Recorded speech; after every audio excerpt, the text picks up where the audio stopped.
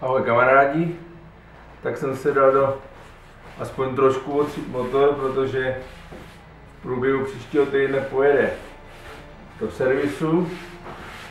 Já ho mám tady kousek odsud, takže je to paráda.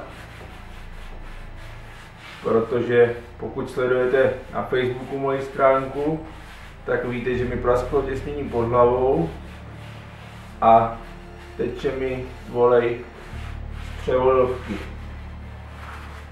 Tak to trochu otřem, protože on ten prach přeci jenom je všude. Tak to trochu otřem, aby to trochu vypadalo. Když není žádný zázrak, ale aspoň z toho největšího. Bude se měnit zrovna i volej samozřejmě, protože ve voleji už mám vodu. Takže vyměníme volej, vyměníme volej do převodovky.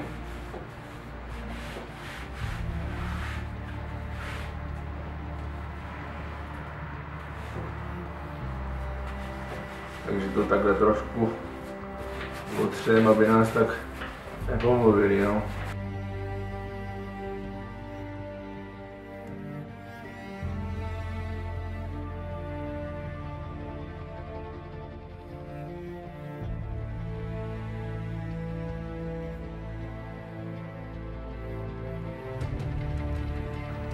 Tak, takhle. Myslím si, že to stačí, ono to nebude dokonalý, to pak bude chtít babku s teplou vodou a pořádně ho nějakým prostředkem umýt. Kdybyste viděli o nějakým kvalitním prostředku, který by to dokázal umýt, tak mě napište dolů do komentáře. Já už jsem jeden zkoušel, ale to bylo pěkný, jenom dokud to bylo mokré. Jakmile to uschlo, tak to zase bylo takhle. A něčím by to opravdu umýt pořádně potřebovalo, takže pokud máte něco osvědčeného, tak mi to tam hoďte.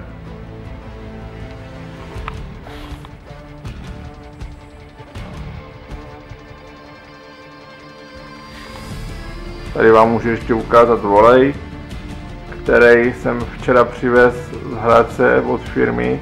Teď si nepamatuju název, ale hodně mám to takhle semka vedle. A je to vlastně sponzorský dár od té firmy, protože, jak už jsem říkal, tak mám ve voleji vodu, tak je potřeba to vyměnit. Takže se mrkněte na jejich e-shop, koukal jsem, že tam toho mají opravdu mraky a zajímavé ceny. Takže určitě stojí za to se tam podívat. No a teď se přesuneme dovnitř.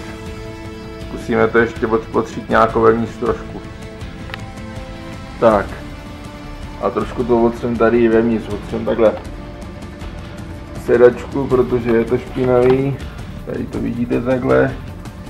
Tak aspoň trochu. No a až se vrátí auto ze servisu a bude tady v garáži už konečně elektrika hotová, tak je potřeba takhle celé to auto co nejlíp vyčistit a bude to docela sranda, protože jak sami vidíte, tak tady jsou opravdu kupy prachu.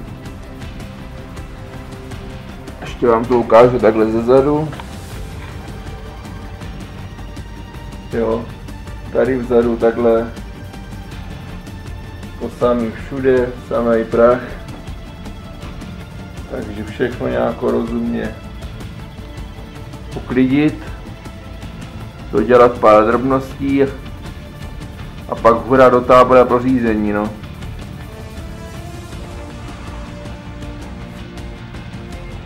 Chtělo by to nějakou uklízecí firmu, která uklízí auta. Kdyby nějaká měla zájem, tak mě to může vypolírovat za reklamu ve videu.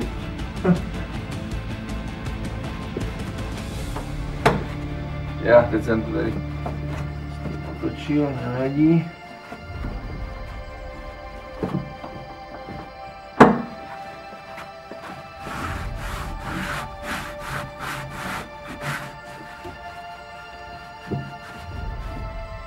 Tady moje odjednávací řadící páka, že když za ní chytnete, taky vždycky sundá, každý u toho řvelí s tím má pobojet.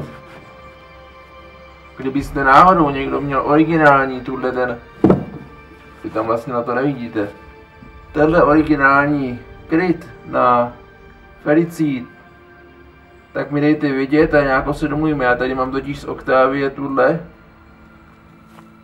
a ona sem nepasuje, takže tady nedrží a po každý to z toho sjede, no. Teď to tam takhle aspoň dáme. Kdybyste ji někdo měl, tak mě dejte vědět a domluvíme se.